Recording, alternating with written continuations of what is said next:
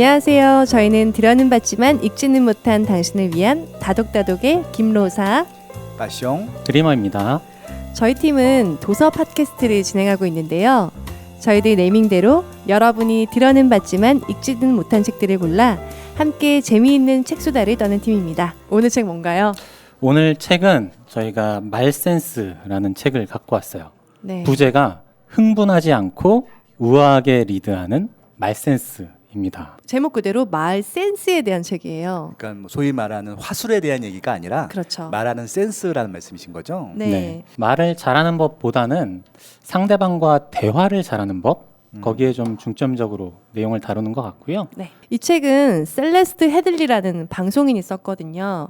저희는 사실 잘 알지 못하는 인물이지만 이분의 테드 강연 주제인 대화를 잘하는 10가지 방법은 1300만 뷰를 기록하며 대화 분야의 최고 조회수를 테드에서 기록하기도 했다고 합니다. 왜냐하면 굉장히 재미없는 분야잖아요. 화술이라고 하는 것들이. 근데 네. 1300만 명이 아마 반복해서 들었을 것 같은데 네. 그만큼 재밌는 내용이었다는 얘기겠죠? 네. 그리고 CNN과 BBC 등에서 유명 방송국 등에서 20년 가까이 뉴스와 각종 프로그램을 진행하신 분인 만큼 대화나 또 화술에 대해서 굉장히 많이 연구를 한 분이라고 볼 수 있습니다. 흥분하지 않고 우아하게 리드하는 말센스 어떻게 읽으셨나요?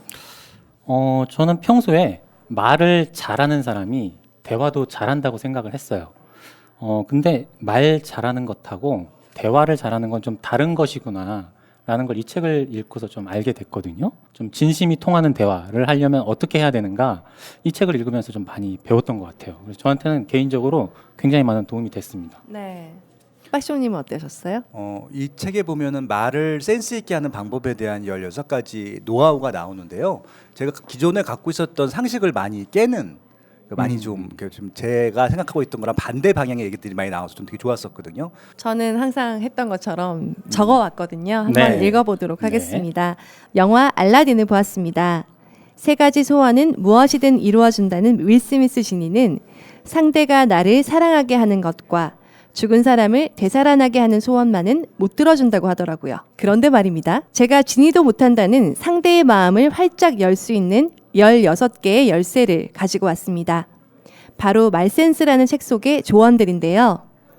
사랑하는 사람들과 또 가족들과 그리고 나에게 중요하고 좋은 관계를 맺고 싶은 사람들과 더 깊은 소통을 할 수 있는 방법은 무엇일까요? 사실 책을 얼핏 보았을 때는 뻔한 이야기들의 총합이 아닐까 하는 생각이 들긴 했었습니다. 그런데요, 읽으면서 저의 부끄러운 대화의 습관들에 대해 인식하게 되더라고요. 특히나 독서 팟캐스트를 토크쇼 형식으로 진행하며 옆에 계신 MC분들과 그리고 때로는 귀한 게스트들과 함께 많은 대화를 나누고 녹음해서 만인이 듣게 녹음을 하니 대화법과 질문법에 대한 고민이 많았었습니다. 같은 부분에 대해 20년 가까이 생각해온 저자의 이야기 속에서 정말 많이 배울 수 있었어요. 결국 대화의 모든 것은 경청이고 경청에는 어떤 기술이 필요한 것이 아니라 진심으로 경청하는 것이라는 것. 내가 대답하기 위해서가 아니라 상대방을 이해하기 위해서라는 점이 가장 크게 배운 점입니다. 그런데 고민이 생겼어요. 어떤 고민이죠? 예. 경청만 하라고 이 책에서 굉장히 적혀 있어서 제 이야기를 언제 해야 될지를 모르겠더라고요. 네. 오늘은 로사님이 주인공이시고요. 저희가 말 센스를 갖고 경청해드리겠습니다. 감사합니다. 오늘 좀 참아보려고요. 네, 근데 경청을 하다 보면 그 사람이 하고 싶은 이야기를 다 듣게 되고 하게 되면 또 제 이야기도 궁금해하지 않을까 하는 생각이 들었습니다. 경청이 결국 또 다른 대화로 이어지고 그게 자연스럽게 되면 내 얘기만 집중적으로 하지 않으면 자연스러운 대화로 될 것 같아요. 이 책의 목차가 궁금해지는데요. 알려주시겠습니까? 말센스라는 책은 총 16개의 챕터가 있습니다. 그래서 챕터 제목들을 한번 쭉 읽어봐 드릴게요. 제목에 거의 모든 내용이 다 들어가 있어요. 네. 네, 말센스 1. 주인공이 되고 싶은 욕구를 참아낸다. 말센스 2. 선생님이 되려는 욕심을 부리지 않는다. 말센스 3. 질문을 통해 관심과 사랑을 표현한다. 말센스 4. 대충 아는 것을 잘 아는 척 하지 않는다. 말센스 5. 귀가 아닌 마음으로 듣는다. 말센스 6. 상대가 보내는 신호에 안테나를 세운다. 말센스 7. 잡초밭에 들어가 배회하지 않는다. 말센스 8. 머릿속의 생각은 그대로 흘려보낸다. 말센스 9. 좋은 말도 되풀이하면 나쁜 말이 된다.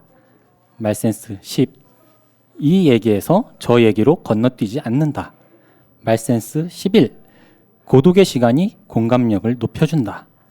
말센스 12. 말은 문자보다 진정성이 강하다.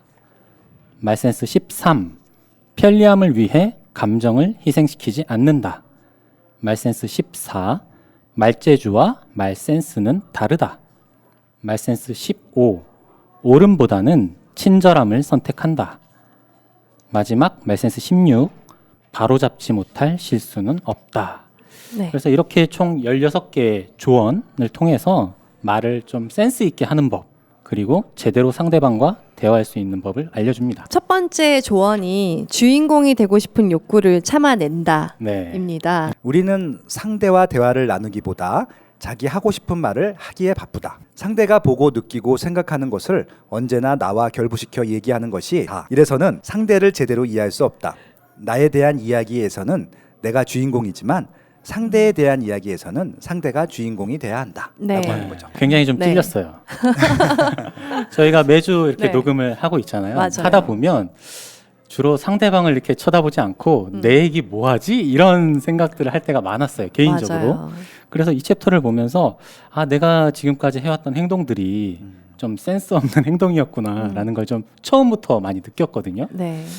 그래서 첫 번째 이 예시가 친구의 아버지가 돌아가신 거예요. 네. 그래서 너무 위로해주고 싶었겠죠, 이 저자는. 그래서 아버지가 가셔서 망연자실한 이 친구에게 어떻게 위로를 해줄 수 있을까 생각을 하던 저자는 나도 어릴 때 아버지가 돌아가셨었거든. 뭐, 그래, 너는 아버지가 어릴 때 돌아가셨으니까 추억이 없지 않아?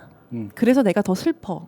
라고 하는 겁니다. 그래서 아니 나는 위로해 주려고 한 말인데 이 친구에게는 전혀 위로가 되지 않았던 거예요. 네. 이 친구는 우리 아버지가 어떤 분이셨는지, 이 죽음이 얼마나 슬픈지 그런 얘기를 하고 싶었을 텐데 이 친구는 자기 얘기를 하는 거죠. 결국엔.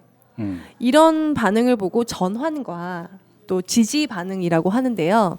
저는 이 대목이 굉장히 저에게는 좋은 인식을 하게 하는 대목이었던 것 같아요. 그러니까 상대방을 배려한다고 시작했던 말이 결국은 네, 상대방이 주인공이 아니라 내가 주인공이었다는 것들이잖아요. 그렇죠. 그런 것들 때문에 저희가 예상하지 못했던 상대방의 반응, 그러니까 주인공이어야 될 상대방의 반응을 굉장히 좀 중요하게 일깨워준 부분이 아닐까 싶습니다. 네, 이게 꼭 중요하게 어떤 위로를 해주겠다, 어떤 큰 일이 있어서 어떤 말을 해주겠다 이게 아니라 굉장히 사소한 일에서도 전환과 지지 반응이 일어나거든요. 네. 그래서 21페이지에 보시면 이제 여기 예시까지 나와요. 그래서 전환 반응이라는 게 자 메리애가 나 지금 너무 바빠라고 얘기하면 나도 지금 정신 없어. 네 이렇게 자신의 얘기로 전환시키는 거죠. 그렇죠. 메리의 이야기는 궁금하지 않아요. 제가 나쁜 놈이 된 거죠, 그러니까.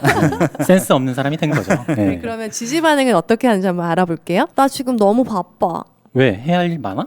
메리가 이 얘기를 꺼낸 이유가 뭘까요? 그걸 물어봐 주는 게 지지 그렇죠. 반응인데 자기 얘기를 들어달라는 거죠. 예. 네. 메리의 말한 것을 기점으로 자신의 이야기로 싹 돌려버리는 것. 이걸 예. 전환 반응이라고 하더라고요. 이 대목부터가 정말 중요하지 않나. 네, 어쩌면 당신이 주인공이 되려고 하지 말고 상대가 하고 싶은 이야기를 충분히 들어주고 물어봐 주세요라는 뜻일 것 같아요. 여기 또 24페이지에 보면 누군가가 어떤 얘기를 하면 나의 경험이 스쳐 지나가는 건 당연한 뇌의 반응이라고 해요. 네. 근데 그 뇌의 반응을 잠깐 접어두고 상대방의 이야기를 궁금해할 수 있는 이 스킬, 이 능력, 이 센스 이게 우리에게 정말 필요한 것 같습니다. 네, 여기에서 저는 좀 좋았던 부분이 상대방이 뭔가 나한테 어려움을 토로했을 때 저희는 뭔가 말로써 위로를 좀 해줘야 된다라는 어떤 강박을 좀 갖게 되는 것 같아요. 네. 여기 보면 로마 시대의 철학자이자 정치가인 카토가 이런 얘기를 했다고 해요. 나는 말하는 것이 침묵하는 것보다 좋다는 확신이 들 때에만 말을 한대요. 그러니까 듣기만 하겠다는 얘기죠. 네. 말센스 두 번째 조언은요. 선생님이 되려는 욕심을 부리지 않는다입니다. 가르치려고 하지 말라는 거죠. 네. 쉽지 않아요. 이거 역시 쉽지 않고 네. 그리고 또 대화하다 보면 내가 물어보지도 않았는데 시시콜콜한 얘기들 다 하는 사람들이 있어요. 네. 그렇죠? 그런 것도 왜 이 사람들이 누가 물어보지도 않았는데 그런 걸 얘기하고자 할까? 왜 하고 싶어 할까? 네. 그런 부분에 대한 설명도 좀 잘 나와 있거든요. 네. 그러니까 이 작가는 그것들을 병이라고 아예 명명을 했어요. 그래서 왜 사람들이 상대방이 물어보지도 않은 것을 길게 설명하려고 할까라는 원인이 두 가지인데, 하나는 상대방에게 충고나 조언을 함으로써 그 사람을 통제하고 싶은 것이라고 하고요. 그것을 바로 통제병이라고 합니다. 또 하나는 그렇게 함으로써 상대방으로부터 관심이나 인정을 받고 싶은 거죠. 관심병이라고 하더라고요. 네. 둘 다 병입니다. 아, 병자들이 많아요. 그러니까 이렇게 대화를 장악하려고 하는 것. 그러니까 내 이야기를 하는 게 다른 그 무엇보다 굉장히 달콤한 일이라고 해요. 마치 네. 우리가 초콜릿을 먹거나 아주 정말 좋은 경험을 할 때와 마찬가지의 호르몬이 나온다고 해요. 내가 하고 싶은 내 이야기를 잔뜩 하면서 관심도 받고 또 계속 에너지를 발휘하고 이런 부분이 병입니다. 네. 저희도 참 그 두 번째 관심 받고 싶은 거 네. 이거를 참 극복하기가 힘든 것 같아요. 쉽지 않은 것 같아요. 그렇죠? 네. 말을 좀 줄여야 되는데 항상 내 얘기하고 싶어하고 그런 경우가 좀 많아지는 것 같아요. 네. 우리가 그럴 때면 대화의 목적에 대해서 생각을 해봐야 하는 것 같아요. 네, 대화는 왜 해야 할까요? 대화요. 네. 상대방과 뭔가 공감대를 찾아내기 위해서 그리고 서로의 마음을 좀 이해하고 위로하기 네. 위해서 네. 근데 어떨 때는 내가 이 이야기를 좀 상담하듯이 나누면서 내 이야기를 실컷 하고 좀 스트레스 풀고 싶다 이런 생각이 있을 때도 있지 않나요? 있죠. 네. 병입니다. 그게 왜 병이야 그게? 아니 그게 아니고 네. 이게 너무 관심만 내 관심만 받길 바란다면 네네. 좀 나누고 싶은 마음을 항상 준비해서 대화에 참여해야 할 것 같아요. 그러니까 그래서 제가 갑자기 든 생각인데요. 네. 이런 직업이 생기면 좋을 것 같아요. 이런 얘기를 들어주는 거죠, 적극적으로. 네. 돈을 정말 많이 받아야겠네요. 아니, 많이 받지 않더라도 인기가 네. 많을 것 같아서 박리다매라고 하잖아요. 네. 많이 벌 수 있을 것 같아요. 그리고 말센스 세 번째는 질문을 통해 관심과 사랑을 표현한다입니다. 그때 어땠어? 마음이 어땠어? 라고 물어봐 주는 거죠. 아니면 그 상황에 왜 그렇게 된 거야? 라고 물어봐 주면 신이 나요. 얘기하면서. 네. 그래서 질문을 통해서 이 사람이 정말 내 이야기를 듣고 있구나, 함께하고 있구나라고 느끼는 거거든요. 그렇죠. 자기 질문을 하면 안 돼요. 상대방이 답변할 수 있는 질문들을 하자. 뭐 그런 얘기들을 아마 작가분께서는 말씀해주고 싶었던 것 같아요. 책에 나는 이럴 때 정말 이런 기분이었다라고 적혀 있잖아요. 근데 저희가 그때 정말 그런 기분이셨다면서요? 라고 물어보면 닫힌 질문이 되는 거예요. 그렇죠. 네, 맞아요. 저는 그때 좀 슬펐던 것 같네요. 이렇게 대답을 하게 되는 건데, 그 상황에서 지금 생각해 보시면 어떠세요? 마음이? 뭐 아니면 그때 어떤 생각이 드셨나요? 라고 물어보면 라고 이렇게 침묵하시면서 뜸을 들일 수도 있겠죠. 근데 그 시간들이 그 사람이 숙고해 보는 중요한 시간이라는 거죠. 그래서 열린 질문을 하고 그 열린 질문에 대답하려는 사람의 그런 침묵을 충분히 기다려줬을 때 굉장히 가치 있는 대화를 할 수 있게 된다라는 조언이었습니다. 네. 네. 그래서 이 개방형 질문 던지기라는 표현으로 이렇게 설명해주고 있는데요. 네. 사람들로부터 흥미로운 이야기를 끌어내기 위해서 좀 이제 고전적인 방법을 좀 소개하는 것들이죠. 그러니까 6개 저희가 그런 질문 방법이 있잖아요. 누가, 언제, 어디서, 무엇을, 어떻게, 왜. 네. 이것들을 가지고 한꺼번에 다 질문 던지는 것들이 아니라 하나씩 풀어가는 것들이죠. 예, 그런 것들이 아마 좋은 대화의 센스, 말의 센스가 될 것 같습니다. 네. 50페이지에 네. 진지한 질문은 우리를 그다지 좋아하지 않는 사람들의 마음조차 열어젖힐 수 있다. 사회 심리학자인 로버트 치알디니는 설득의 심리학이라는 유명한 책에서 당신을 싫어하는 사람들을 당신 편으로 끌어들이기 위한 두 가지 전략을 제시한다. 그 하나는 칭찬을 해주는 것이고 다른 하나는 조언을 구하는 것이다. 네. 이것도 참 굉장히 좋은 대화의 팁인 것 그렇죠. 같아요. 네. 상대방을 먼저 칭찬하는 거. 네. 그리고 전 두 번째가 더 좋다고 생각하는데 상대방에게 조언을 구하는 거. 네. 이게 굉장히 제가 누군가를 만났을 때 이 사람이 좀 살짝 꺼리낌 있는 사람일 때 제가 이런 상황인데 이런 상황에서는 뭘 어떻게 해야 될까요? 어떻게 생각하세요? 이런 질문을 던지는 게 굉장히 좀 좋은 대화의 방법, 네. 그리고 상대방의 마음을 여는 방법이 될 수 있다라는 거죠. 네 번째 말 센스는 대충 아는 것을 잘 아는 척하지 않는다입니다. 아, 이런 경우 정말 많죠. 네, 그런 얘기도 있잖아요. 가만히 있으면 중간이라도 간다. 네, 네. 그러니까 잘 모르면 모른다라고 대답하는 것이 더 신임을 쌓을 수 있다고 해요. 네. 그러니까 어떨 때는 넘어갈 수도 있겠죠. 혹시 나 그 영화 보려고 하는데 그 영화 봤어? 이러면 그 영화 나 잘 몰라 안 봤는데 이렇게 하면 되는데 어디선가 그냥 이렇게 줄거리 요약한 거를 조금 읽거나 영화평 한두 개를 읽은 거죠. 그러면 그 영화를 보지도 않았으면서 그 영화 요즘 완전 대세던데? 그거 되게 재밌는 거 같더라? 뭐 이렇게 하면서 네. 보러 가! 추천하는 거예요.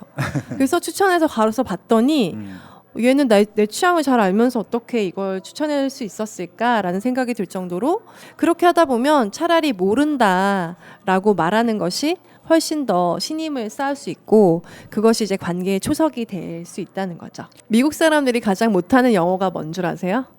책에 적혀 있잖아요. I don't know라고 합니다. 아, 그러니까 나는 모릅니다라는 말을 어린아이부터 어른까지 하는 걸 굉장히 힘들어 한다고 하거든요. 네, 그 그래서 말 실제 많이 쓰세요? 나는 잘 모릅니다. 누군가 뭔가 저는 물었을 때. 모르는 게 많아서 항상 잘 인정하는 편입니다.